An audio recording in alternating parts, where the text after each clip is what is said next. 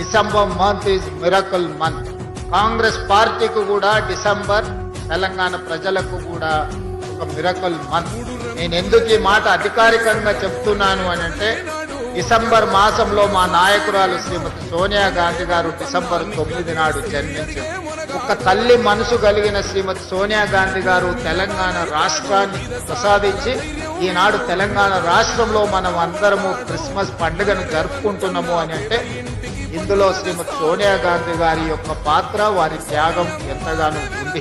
ఇదే కాకుండా డిసెంబర్ 7, 2023 నాడు పేదలు ఎన్నుకున్న ప్రభుత్వం, పేదలకు సేవను, ప్రేమను అందించే ప్రభుత్వం, ప్రజాపాలనను ఇక్కడనే ప్రమాణ స్వీకారం చేసి బాధ్యత చేపట్టి 4 కోట్ల తెలంగాణ ప్రజలకు ఈరోజు శాంతిని అందించడమే కాకుండా సంక్షేమ పథకాలను ఈరోజు పేదలకు చేరవేస్తున్నాము.